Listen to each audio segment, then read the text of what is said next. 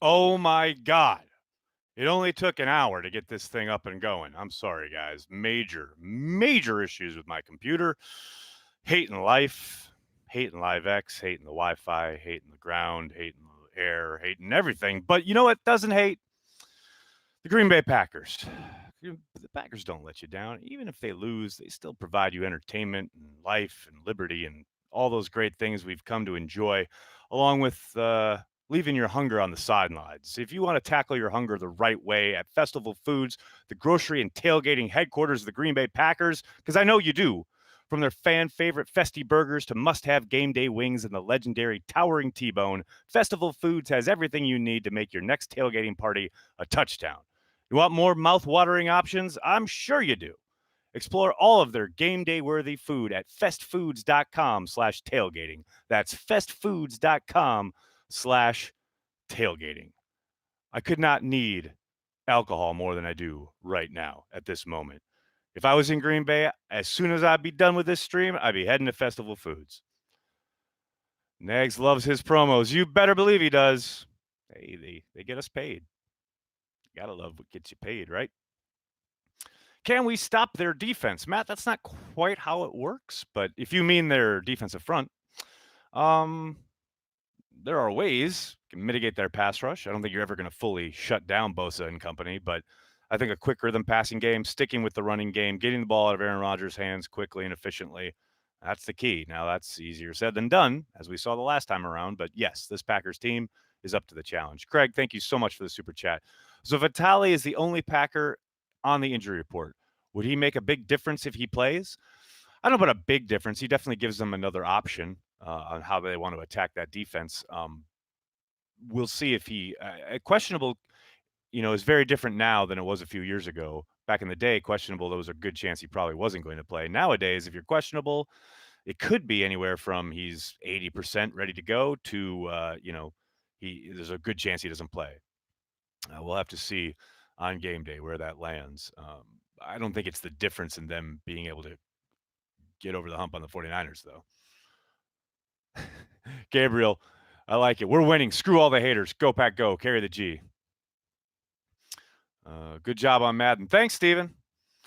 Got to admit, that final kick, I was a little nervous after having missed 2 extra points, but Crosby came through.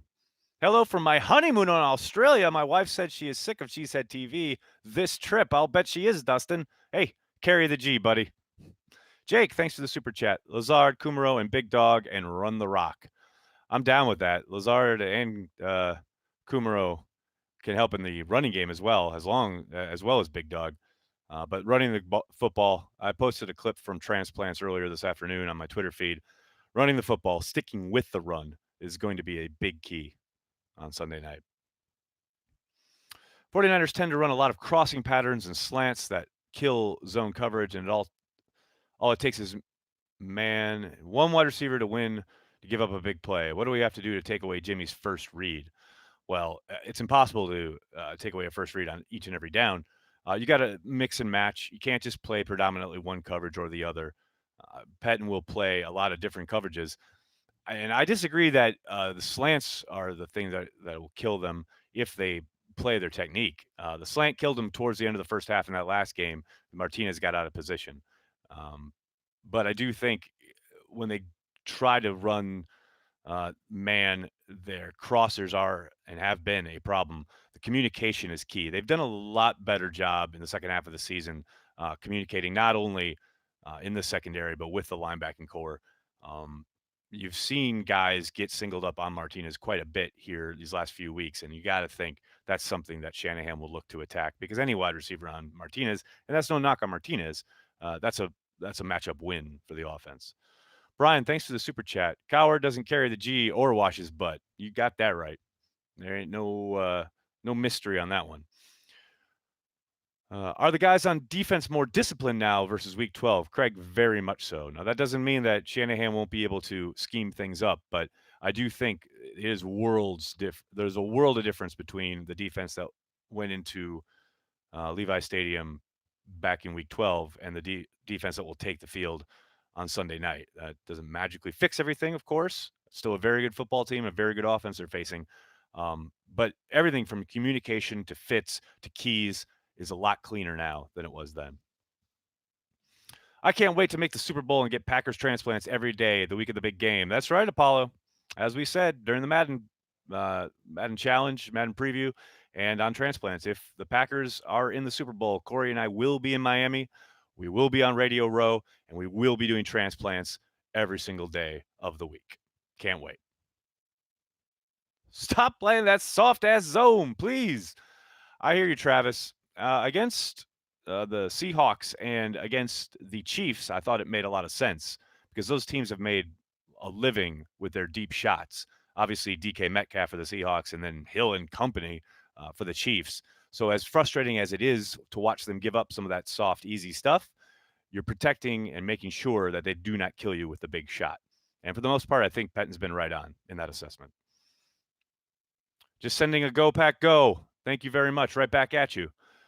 Super Edge 99, thanks for the super chat. Tyler Irvin, a key to victory, field position. I very much agree. Talked about that on the radio this week and on transplants. I think he's the real X factor in this game, not only for his return ability, but also on offense. I think if his package continues to expand on the offensive side of the ball, I think they've got a good shot of moving the football with a lot more efficiency. I won't say ease because the 49ers are too good on defense, but I do think there's a lot they can do that they weren't able to do back in week 12 because of Irvin.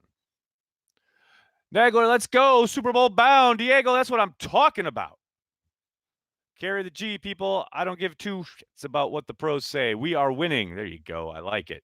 Like, sub, and share. Craig, thank you very much. If you do like what we do here at Cheesehead TV, please hit like on the videos, subscribe to the channel. And hey, if you really want to support what we do at Cheesehead TV, please consider giving us $5 a month on our Patreon, patreon.com/cheeseheadtv. Supports everything we do. And thank you to everybody who already does so. I can't tell you how amazing it is to watch the support grow over the year. You get, the satisfaction of supporting a grassroots bootstrap organization like Cheesehead TV, and you also get exclusive content like my Nagler's Never Right interview with Kenny Clark that just dropped a couple days ago. I still have to kind of pinch myself on that one. Right at the end of it, I said, obviously on social media, I make no secret of what a big fan I am of what you do. And his response was, I'm a big fan of you too. I tell you what, if you told little 12-year-old Aaron Nagler that one day he would grow up and be doing a show, a podcast, whatever, and that a Packers player of the caliber of Kenny Clark would say, I'm a fan of you too, I got to tell you what, that 12-year-old probably would have fainted. Who will be the unexpected player of the game? I'll go with Tyler Irvin. I think he's going to make a big difference. I think he's going to surprise people in his offensive output. When did Jimmy G get better than Rodgers? LOL, your name is apt because we're talking about, I believe, the Damian Woody segment on ESPN where he gave the edge at quarterback to the 49ers. Look, I'm as critical of Aaron Rodgers as anyone. Lord knows I get tons of heat for daring to call out Rodgers when he is inconsistent, when he is off the mark, etc. But watching the performance on Sunday night and then watching Jimmy G throughout the last, couple games, how can you sit there and say the 49ers have the edge at quarterback?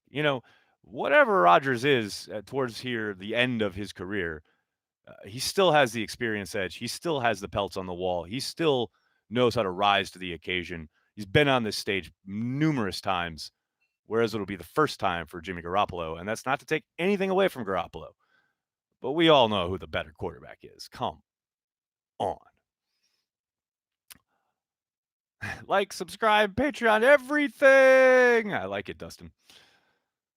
Let's see what we got here. Katie, I think MVS will be a surprise factor. I hope so. I would love it if they opened up the same way they did against the Bears, only this time MVS catches the ball. How amazing would that be? I'm down for that, though, man. I'm down for it.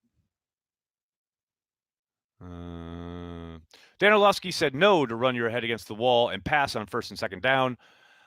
I agree for the part about occasionally throwing on first down to set up more manageable downs, but they have to run the football. If they pass the ball 40 times, they're dead. They're just dead against that defense.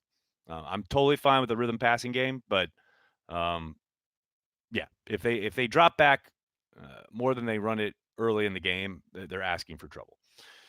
Dylan Beamer, thanks for the super chat. Olivia and Ryan picked the 49ers not carrying the G. Well, they're quote-unquote objective journalists. What are you going to do? What are you going to do, people?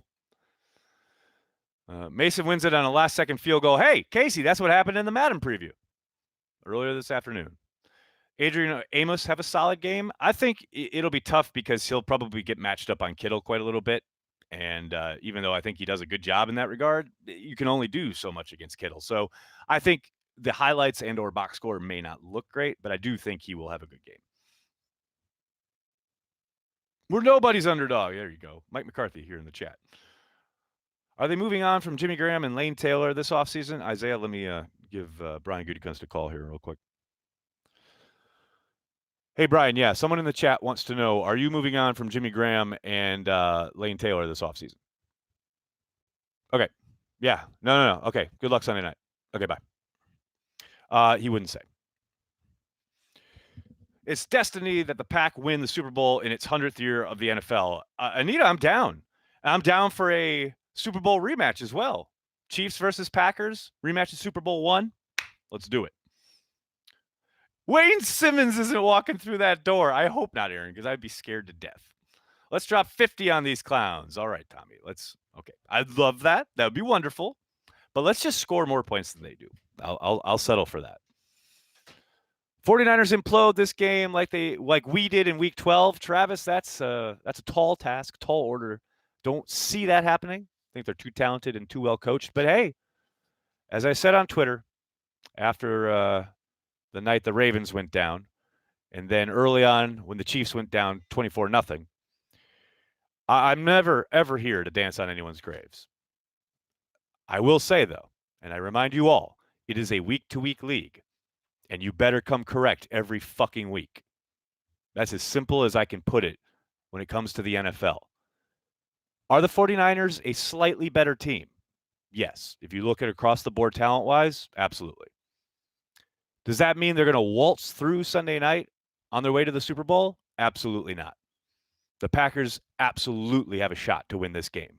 And this narrative forming that I see that it's going to be a repeat of Week 12, the Packers are lucky to be there, et cetera, that is all nonsense.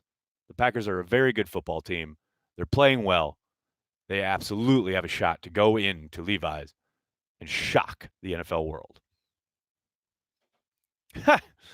All gas, no fucking break. That's right. I hope the 49ers get overly cocky. I mean, I hear you there. I think 23-21 dogfight better for us over a 31-28 score. Yeah, I would tend to agree. The scrappier and uglier the game is, I think the more that favors the Packers, no question. I think they've been in that position a lot more. It's not that the 49ers haven't won close games. They've done that a lot. But I think an ugly game, low-scoring game, a defensive struggle, I think that favors the Packers, if only because as things tighten up as the game goes along, gets into the second half, etc., I think Rodgers' experience really gives them an edge. Any given Sunday, you got that right. People's tinfoil hats are on if the Packers and Chiefs make the Super Bowl. Who cares about all that? Snubbed all the way to Miami. Chad, I feel you, dog. I love how James Jones is the one to carry the G for us all in the NFL Network. Absolutely. Katie, I'm surprised Mercedes and Graham haven't been to an NFC Championship game. Just shows not to take it for granted. Well, obviously with Mercedes would be the AFC Championship. But I think he did get there with the Jaguars that when they got there against the Patriots. I'll take one or two more, folks, and then I'm going to have to jet. Packers have to match their intensity. Travis, I very much agree there. I think that's a very noticeable trait of that Week 12 game. Down in and down out, the physical athleticism across the board, the Packers have all of that, but their intensity did not match what the 49ers brought on that Sunday night. I don't know if it was a product of coming out of the bye week. I don't know if it was that early Friday arrival, but the Packers were not ready for that game, and they absolutely must meet the 49ers intensity level on Sunday night, or it's going to get late real early. Thoughts on scoring first versus being on defense first? I'm with John Madden on this, who back in the day said in big games, like this, he would prefer to be on defense first, get those guys flying around. It's much more reactive attacking rather than having to be the side operating with precision like you have to on offense. I prefer being on defense and getting the ball in the second half, but that's just me. Enjoy your weekend, Nags. Championship Sunday. Go Pack Go. Abraham, I'll end it there with yes, back at you. I can't thank you guys enough for this journey that you've taken with Cheesehead TV this season. I'm really, really, really hoping it's not over on Sunday night. I'll say this. No bullshit, right? I don't love the Packers' chances, but I do like their chances on Sunday night. Any given Sunday. They play this game 10 times, 49ers probably win 6 or 7. But those 7, 8, 9, let's look out for one of those on Sunday night. Get a return, get a turnover, a defensive score, big something breaks on offense, etc. Start cooking with gas. I'm here to tell you, folks, the Packers can win this game. And I can't wait to watch it right here on Cheesehead TV Sunday night with all of you. Watch party, me and Banky, right here. Be there. Hit like, hit subscribe. Thank you guys so much for putting up with the technical nonsense at the beginning of today's broadcast. I'm so sorry about all of that. And hey, don't leave your hunger on the sidelines. Tackle it the right way at Festival Foods, the grocery and tailgating headquarters of the Green Bay Packers. From their fan favorite Festy burgers to must-have game day wings and the legendary towering T-bone, Festival Foods has everything you need to make your next tailgating party a touchdown. Want more mouth-watering options? I know you do. Explore all their game day worthy food at festfoods.com/tailgating. Thanks so much, everybody. Have a great weekend. I'll see you Sunday night. Go Pack Go.